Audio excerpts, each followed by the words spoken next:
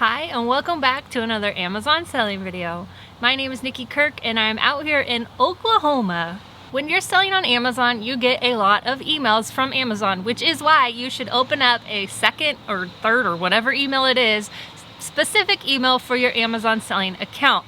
But today I thought I would walk you through some of the emails you might receive. Some of them you're probably like, no duh. Some of them I see people ask quite often what they are, so I thought I would just walk you through and show you them. Now these are in no particular order. I did kind of order them out, but I really just scrolled through my email and saw like what Amazon sends and said, okay, I'll explain what that is. So here are some of the emails you might get when you're selling on Amazon. Now, as far as the notices and emails that you get from Amazon, you can actually adjust your preferences at any time from your Seller Central Amazon account. So you just log in and you go to settings and notification settings. There you can check and uncheck any of the ones you don't want to get. The only really one I unchecked is the listing one, which would send you an email every time you create a listing. I know I created a listing, I don't need an email. So that one I took off. There's also some of the report ones that I don't have on, but in general I have almost all of them on. If you keep getting ones you don't like, head here and uncheck them and you won't get them anymore. Okay, so here are some of the emails you might receive as a seller on Amazon. This first one here is like, yay, you sold the product and Amazon shipped it. So that's an exciting one.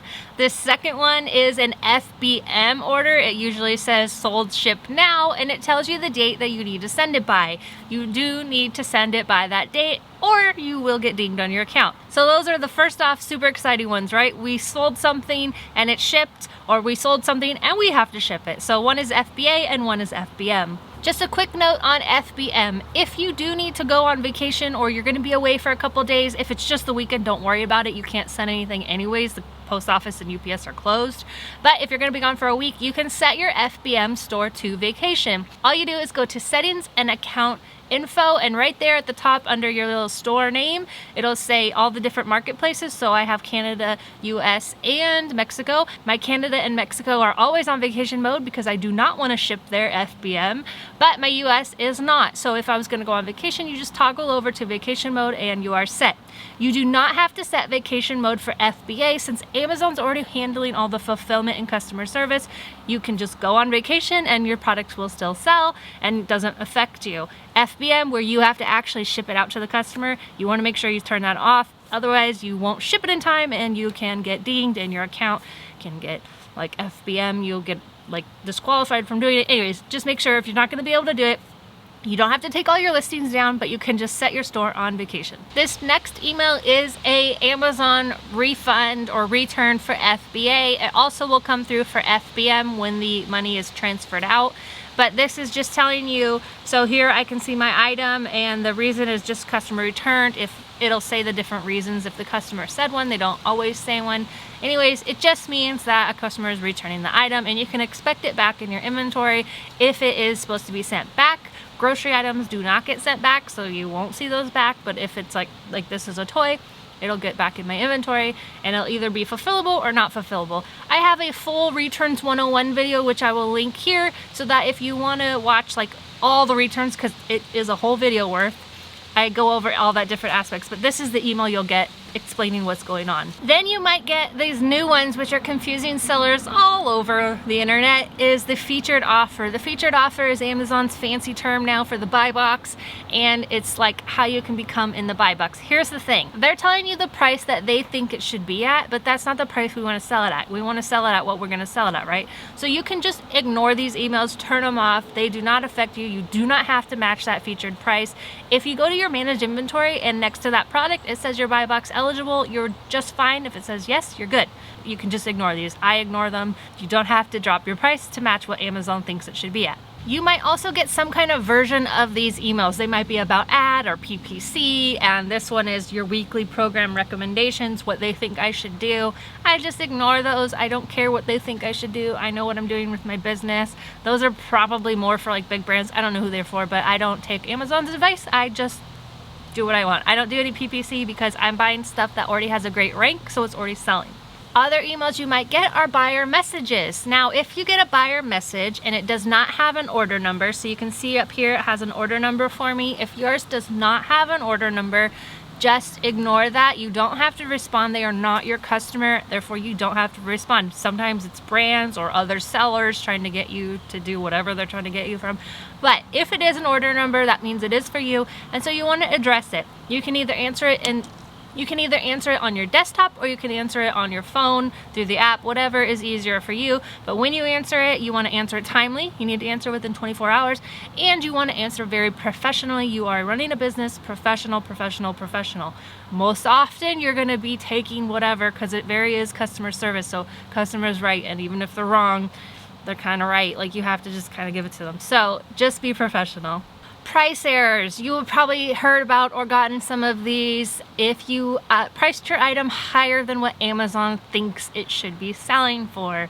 So this is what the email looks like. Listing deactivated due to price error. All you have to do is go in. It'll be in your manage inventory at the top. It'll have a pricing alert. You click there, find the item, and you want to set your min and your max and what you want to sell it for.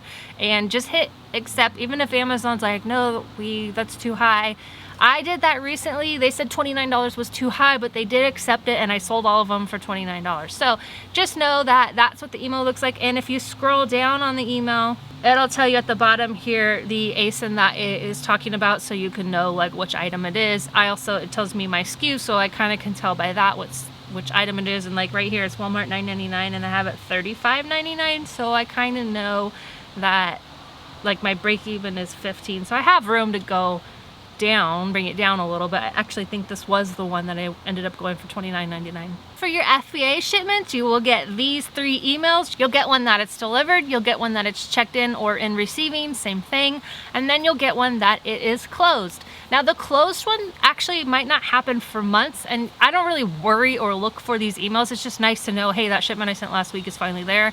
When you go into your if you go into inventory and manage FBA shipments, you can see where it is, if it's closed or not, if it's all been received in and it's just not closed. It doesn't really matter. They close it eventually. But the closing doesn't really affect you. Another email you might get is that you've been reimbursed. And these are very vague emails, so this is what it looks like. And at the bottom, it tells you how to run the report to see what it was, because it literally does not tell you in the email what it was for. But it's good to know that they're reimbursing you. So if you want to run the report, the info is right there in the email along with it, so you can go ahead and run the report to see what it was. A discount your low selling products email. This is going to email you if your products have been kind of sitting there for a while. So this one is good to know what Amazon's considering kind of your excess inventory, because it will kind of tie into your IPI score. So if you have some emails that are saying, hey, you've got this excess inventory, that might be something to look at and just lower the price to offload, ask for them back, whatever you want to do with it. This is a helpful email to let you know, like, hey, some of this stuff has been in there a while. The next email is a stranded product email. It's telling you that, hey, your product is stranded for whatever reason. Let's see, does it tell me here? This one says product safety documents required, and so the item went stranded. So I have to do something with it. If you haven't adjusted your what you want to happen, it might dispose of it, it might just return it to you automatically. So you definitely want to deal with your stranded inventory in a timely manner, just whatever you want to do with it. If it's ask for it back, if it's relist it, if it's open a help ticket because you don't know why it's stranded, definitely all those things are options, but you do want to deal with it. Now this next one you probably heard me talk about, you might have got it yourself if you sell toys, is the toy compliance document email, the dreaded email. So I've been getting them for actually products that I've deleted from my inventory that I haven't sold in years, and I don't know why I get them, but when I go to my account, they're not there. I also got them for items that are in my account, like I just talked about that stranded one, right? So what these are is a document that is from the brand or manufacturer, whoever made the toy, they have these safety document things. Amazon's requiring every single seller to have one. It's not just one seller who supplies it for that product page, it's every single seller with that inventory. So if you get one, you have to get it from the brand or your supplier or distributor or the manufacturer. If you can't get it, you kind of have to just deal with it. You have to ask for that product back, you have to price to move it. Like, that's unfortunately something that is not going to go away, and so it is a part of our lives now. I still sell a lot of toys, but just know that that's what that email is, and it's not going anywhere. I can't believe I missed this one earlier because it's the best news. Your payment is on the way, so it just tells you how much you should expect, and there you go. Those are the yay, we're getting paid today, or in 2 days when it finally hits our bank account emails. Other emails you might get are these policy notices. So this one says they're restricting sales. This is for Amazon Canada. Since I'm selling there, even though it's minimal, I do get all the different emails for them. Basically, it's just specifying you've sold one of these products and we have a new thing going into effect. Sometimes it's for a brand, like when I used to sell Murad, they were like, hey, Murad's going to be gated in whatever the date is. It usually is like a month or two out, so I could sell whatever I had. But just know that those are also emails that come through. It's not necessarily anything bad. It's just letting you know, like, hey, this change is coming. You know, we're telling you because you sold this product or this category or whatever in the past. So that's an email you might receive. Another one is this restricted products removal. So this one was for a Gillette antiperspirant. For whatever reason, Amazon said, or someone said, that this product is a hazard. I mean, it's deodorant. I don't understand the problem. But anyway, so it was just notifying me that it's been removed because it's been marked as a hazard. Not necessarily good or bad, but I did go ahead and just delete the product in the listing just in case something happened. I don't think I was selling them. I think they were already sold. It's just telling me the listing's gone now. Okay, and then that last one is this IP or counterfeit notice policy warning. These you want to absolutely take action immediately. Like, I mean, you can take a couple hours or a day to figure it out, like if you're working or something, but you want to respond to Amazon immediately, because if you get 2 or 3 or more of these, like sometimes even 1, they will shut your account down. So this one I just got recently, and it's from not even the brand. It's from like another seller or something. Like, you can see the name is just, is it a real name? I have no idea. So I have a plan of action. It's in, if you're in my community, it's in every single group under the announcements area. But you just send it to them. Like for this one, I said, hey, I literally just sent this in. This person could not have bought it, so how are they saying it's counterfeit? Here's my receipts. Here's when I dropped it off. You know it's still en route because you have the tracking. And so they took it off my account, but just know that if you get one of these, that is what you want to do. And if you scroll to the bottom of the email, it tells you which the product is. So sometimes you can tell by the email, because like Lucetta, it'll say like lucettabeauty.com or whatever from the email, you know which one it is. But anyways, so that is the IP notice. If you get one from Amazon, you want to take action. If you get one as a buyer message, you don't necessarily have to take action. I don't personally respond to the brands, but I do kind of decide, do I want to just cut my losses and delete the product? Do I want a price to move? All of those are your decisions to make as a business owner. But yeah, I have full video on IP and what to do if you get an IP complaint. I will link that here also in case you want to watch that. But if you want more help from me, my beginner Amazon training course is available. I will link it below. It's just beginnerfba.com, and it is 14 courses, 4 hours of video walking you through step by step from no account to running reports on your account, finding inventory, doing online arbitrage, doing retail arbitrage, knowing what to buy, what supplies you need, how to pack your shipment. All of that is in there. And when I update the course, you will have lifetime access to the new updates. So it's definitely, if you're interested in it, I would love to help you on your Amazon selling journey. Thank you guys so much for watching. If you like this video, go ahead and subscribe, and I will see you back here for another Amazon selling video.